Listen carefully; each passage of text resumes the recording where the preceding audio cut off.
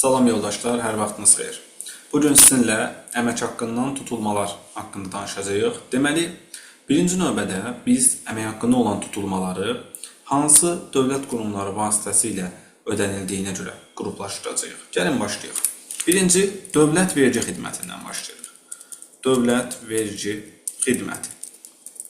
Dövlət büdcəsinə ödənilən muzlu işdən ödəmə mənbəyində gəlir vergisi dövlət vergi xidməti vasitəsilə ödənilir. Belə ki, biz bura həmin verginin adını yazırıq. Muzlu işdən ödəmə mənbəyində gəlir vergisi.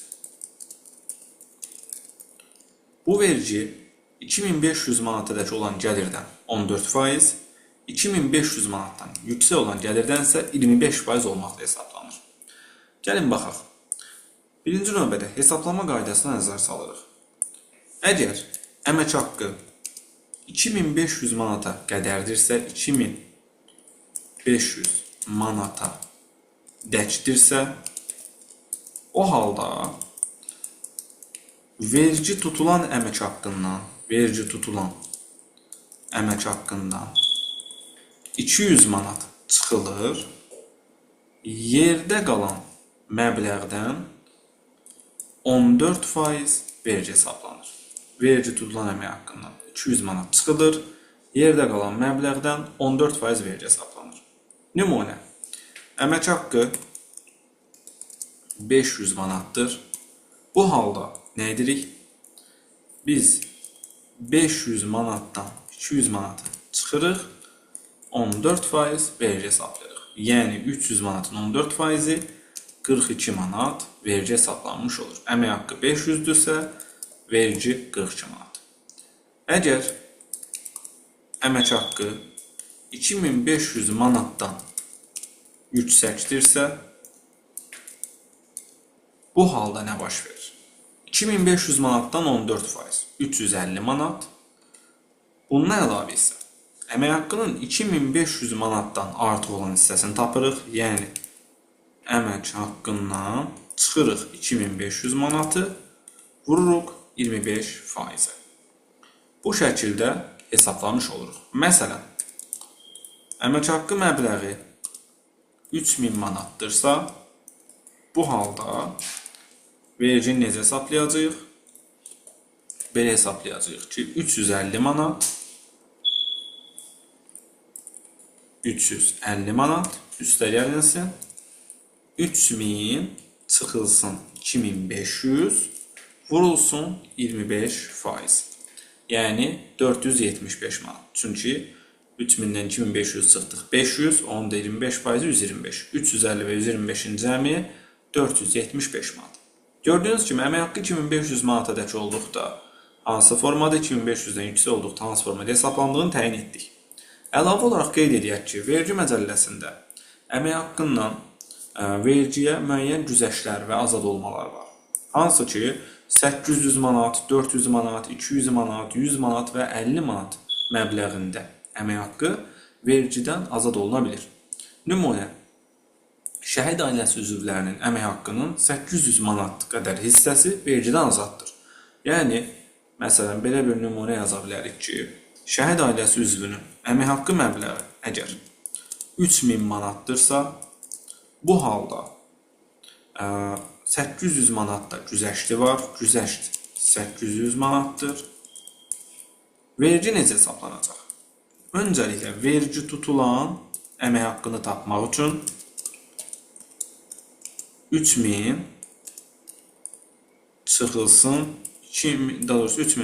800 bərabərdir 2200 cavabını tapırıq. Yəni vergi tutulan əmək haqqı 2200 manatdır. Ardı ilə 2200 manat 2500 manata dək olduğuna görə bu düsturla hesablayırıq. Vergi tutulan əmək haqqı 2200 manatdan çıxırıq 200 manatı, vururuq 14%. 2200-dən 200-ə çıxdıq, qaldı 2000, 14%-i elədi 280 manat vergi.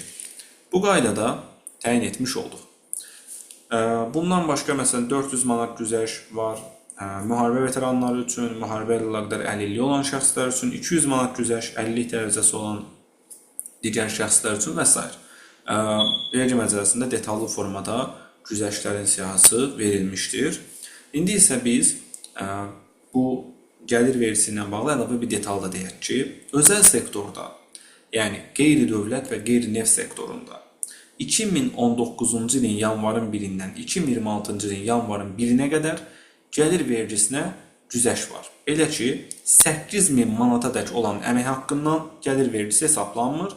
Əmək haqqı 8000 manatdan yüksək olduqda artıq olan hissədən vergi hesablanır. Yəni, hazırda burada yazdıqlarımız dövlət sektoru üçün keçərlidir.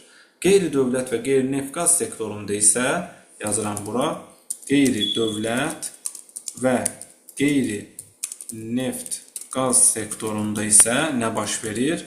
Deməli, 8000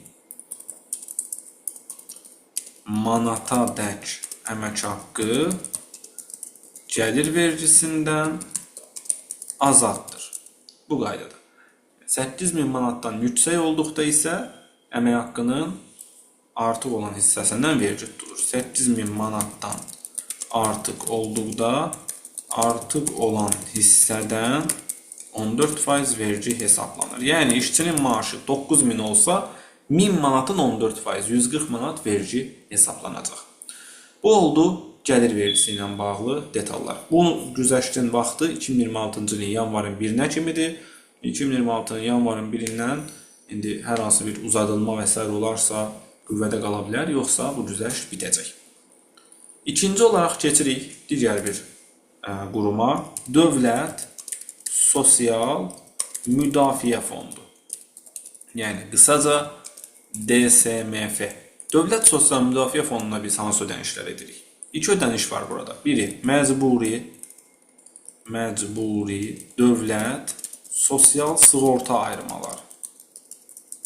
Yəni, qısaca MDSS və ya bəzən sosial sığorta da deyirlər. İkincisi isə işsizlikdən sığorta. Buna isə qısaca İS deyirlər. Deməli, bu iki ödəniş ödənilir Dövlət Sosial Müdafiə Fonduna. Birinci MDSS-dən başlayaq. Məcburi dövlət sosial sığorta ayırmaları. Bu ödəniş ümumilikdə 25%-dir. MDSS 25%-dir. İşçi və işə götürən arasında bölünür. Yəni, gəlir vergisi ancaq işçidən tutulursa, bu əsasən işə götürən tərəfindən ödənilir. Yəni, arada bölgü var. Necədir bu bölgü? Bu bölgü də dövlət və özəl sektorda dəyişir. Belə ki, dövlət sektorunda standartdır əslində. Sadəcə özəl sektorda biz işçilərə gəlir vergisində güzəş verdiyimizə görə, onlar gəlir vergisi ödəmədiklərinə görə 8000-ə qədər MDSS-də işə götürənlərə dəstək olurlar. Belə ki, gəlin baxaq. Dövlət sektorunda bölgü budur. İşçi 3%, işə götürən 22%. Yəni, 25% olan MDSS-nin 3%-i işçinin maaşından tutulur, əlavə 22%-ni isə işə götürən öz hesabına ödəyir. Məsələn, nümunə, əmək haqqı məbləği 500 AZN olan işçinin MDSS-si necə olacaq? İşçidən tutulan 3%, yəni 15 AZN, işə götürəndən tutulan isə 22%, yəni 110 AZN olacaq. Toplam 125 AZN, elə 500-ün 25%. Bu şəkildə bir bölgü olacaq. Özəl sektorda isə, yəni qeyri-dövlət və qeyri-neft qaz sektorunda isə necə olacaq? Burada əmək haqqının 200 manatadək olan hissəsi üçün elə dövlət sektorunda olduğu kimidir. Əmək haqqı 200 manata dəkdirsə, 200 manata dək olduqda belə yazaq. Necə olur? Yenə işçi 3%, işə götürən 22%. Bu qaydada. Amma əmək haqqının 200 manatdan artıq hissəsindən əmək haqqı 200 manatdan artıq hissəsindən necə olacaq?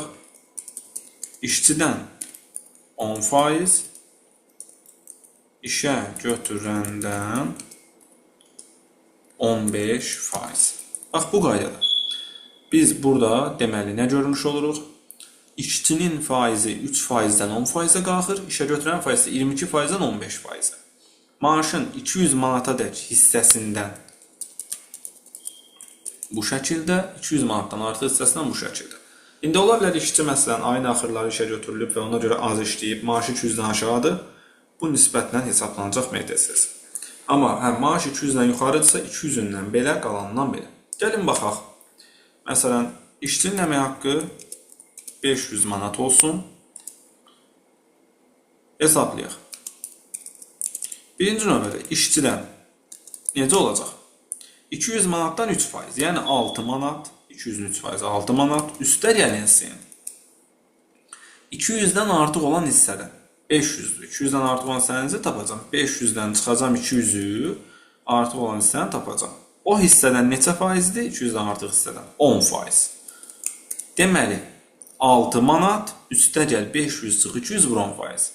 6 manat üstə gəl 300-ün 10%-i 30 manat. Yəni 36 manat hesabladıq. Bu işçidən. Bəs işə götürəndən necə olacaq? İşə götürəndən isə 200 manata dək 22%, yəni 44 manat üstə gəlinsin.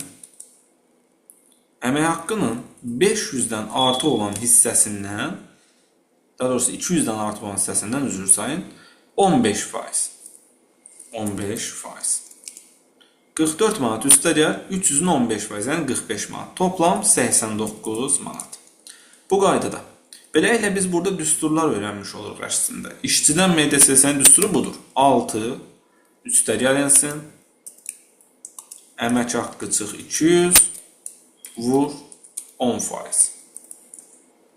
İşə götürəndən MDSS 44 plus əmək haqqı çıx 200 vur 15%.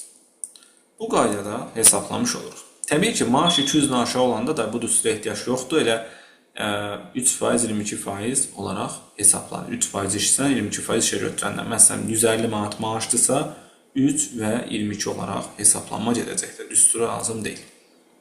Amma 200-dən yuxarı olanda bu düsturlardan istifadə olunacaq.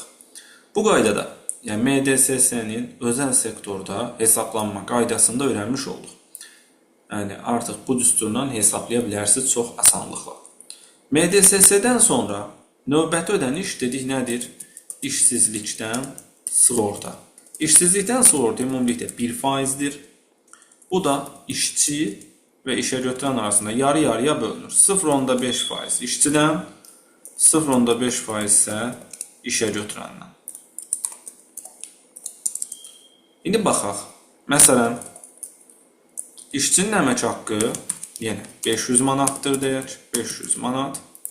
Bu halda işçidən olan işsizlikdən sığorta olacaq 500-ün 0,5%, yəni nə qədər edir? 2 manat 50 qəpik. Eyni şəkildə işə götürəndən olanda yenə 500-ün 0,5%, yəni 2 manat 50 qəpik.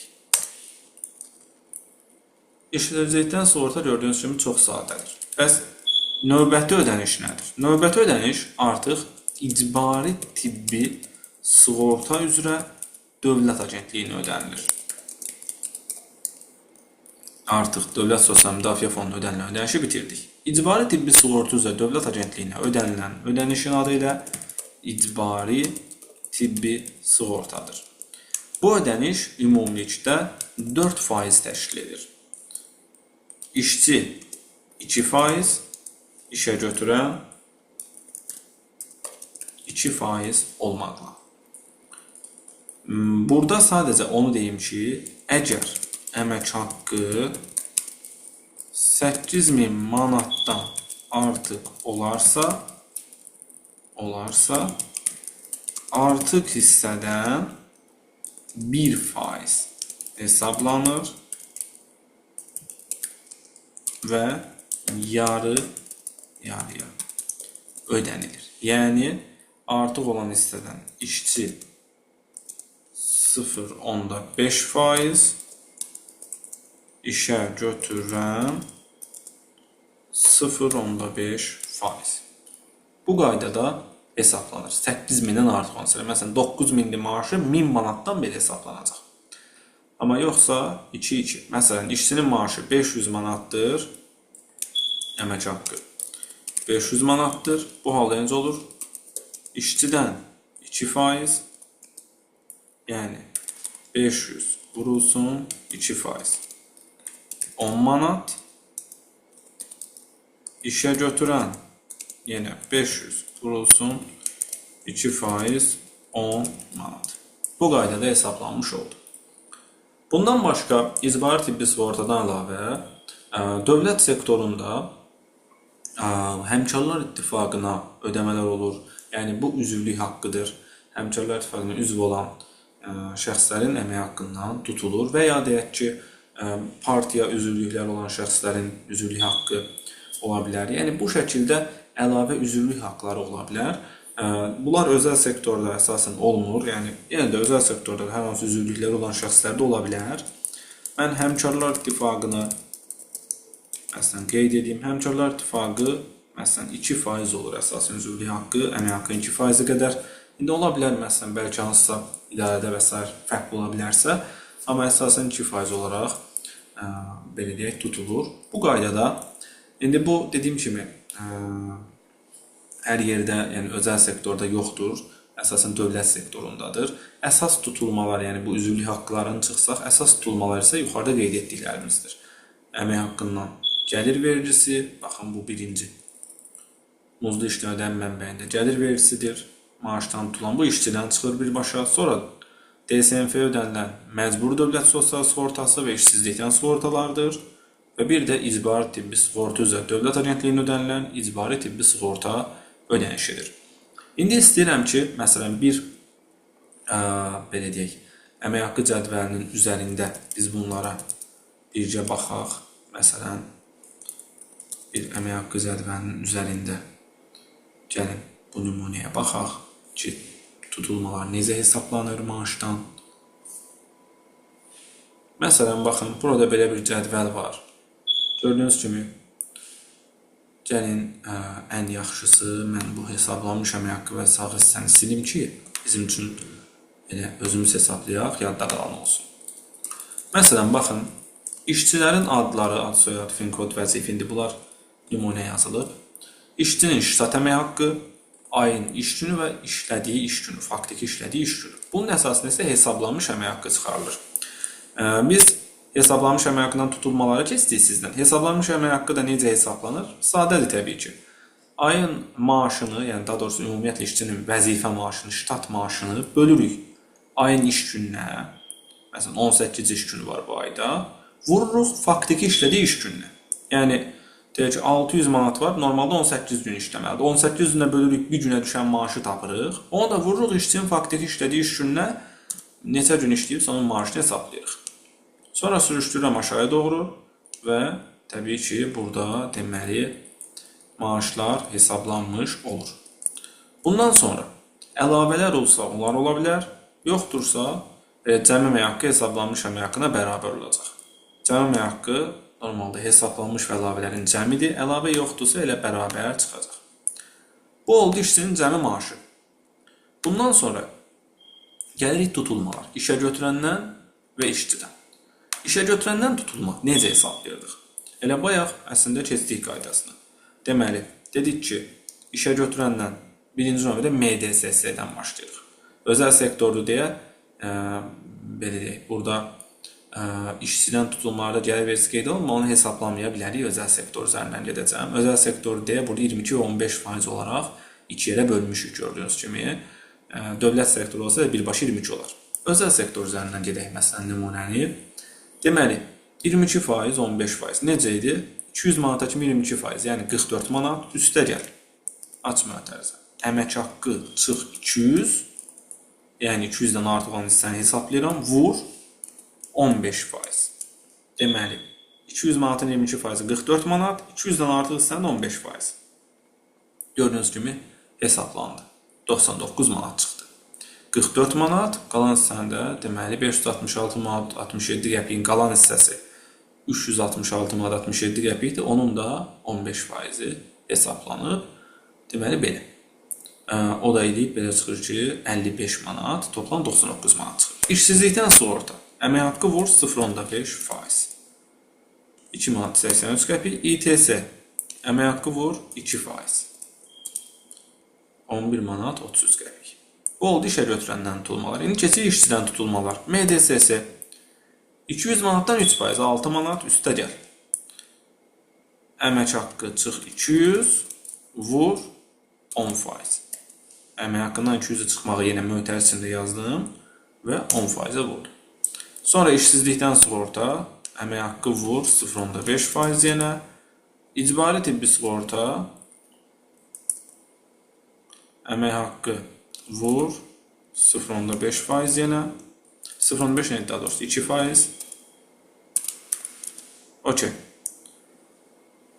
Gəlir vergisi özəl sektoru 8.000-ə qədər tutulmur. Cəmi tutulub. MDSS, işsizlik və İTS-nin cəmi deyilən işçidən nə çıxılıb? 56 manat 83 qəpik. İşçiyə ödəniləcək maaş. Cəmi əmək haqqından cəmi tutulanı çıxırıq, işçi ödəniləcək maaş tapılır. Burada hamısında xananın sağ aşağı küncünü vurmaqla aşağıya doğru ötürə bilərəm.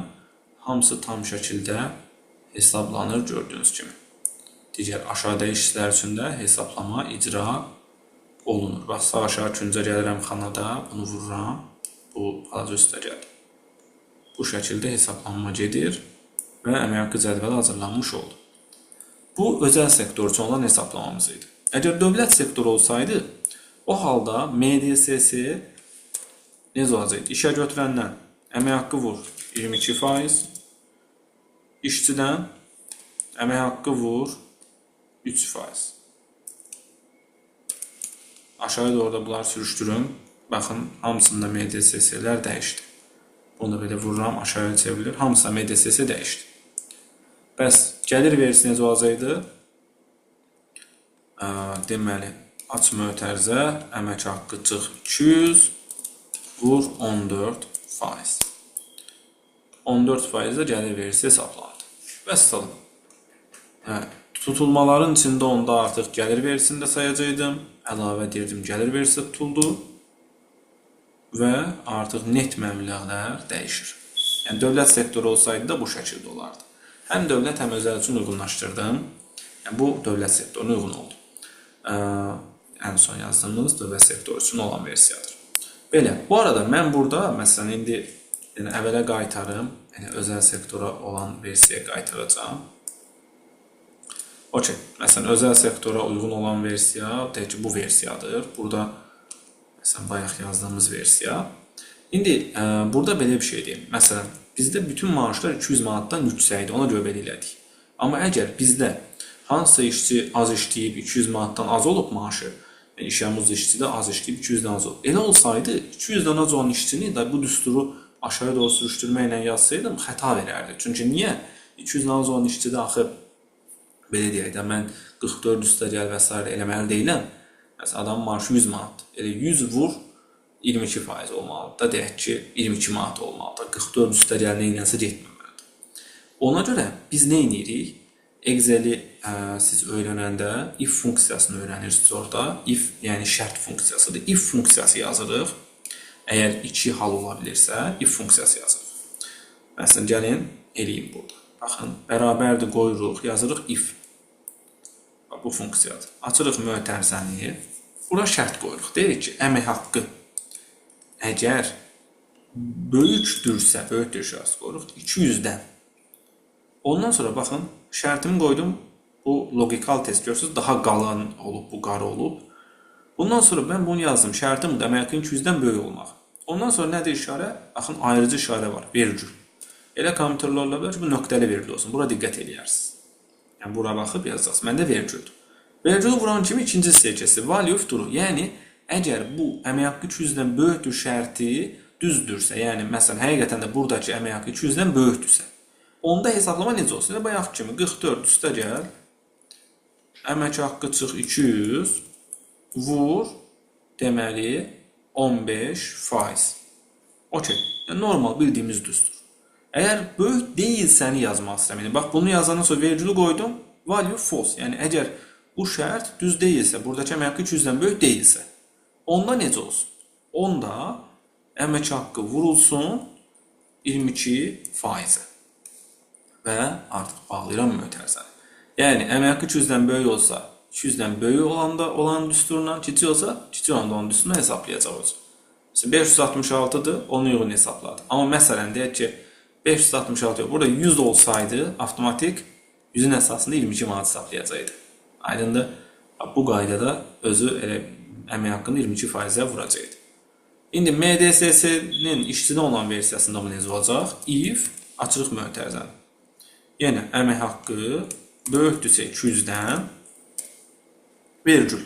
200-dən böyükdürsə 6 üstə gəl, normal bildiyimiz düstur. 6 üstə gəl, əmək haqqı çıx 200 vur 10%.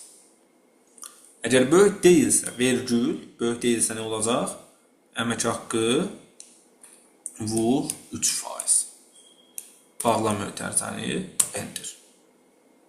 Vəssalam, bax, indi də məsələn, atıram, 100 olsaydı əgər bu, baxın, hesablanmış faiz 100 olsaydı, 22 manat və 3 manat. Görürsünüz, 22% və 3%-ni hesablayır. Amma 200-dən böyükdür deyə, artıq 200-dən böyük qaydasını hesablayır. Belə, bu da oldu əmək haqqı cədvəlinin tərtib olunması. Əmək haqqı ilə bağlı ümumi bu məlumatları qeydlədik. Əlavə olaraq qeydləyim ki, bizim mühasibatlığa aid mühasibat çotu, vergi çotu, kadr çotu və bircə ilə bağlı bir self-study paketimiz mövcuddur. Yəni, bütün mühasibatlıq dərslərinin video dərsləri var həmin paketin tərkibində və siz həmin paketi əldə etməklə o dərsləri videolarla və əlavə göndərdiyimiz materiallarla öyrənə, onlayn şəkildə imtahan verib sertifikat əldə edə bilərsiniz. Yəni, istəyən şəxslər videonun açıqlama bölməsində qeyd olunan əlaqə nömrəsinə yazaraq self-study paketini çox kiçik bir ödəniş qarşılığında əldə edə bilərlər. Hər birinizə fəaliyyətinizdə və təhsilinizdə uğurlar. Sağ olun.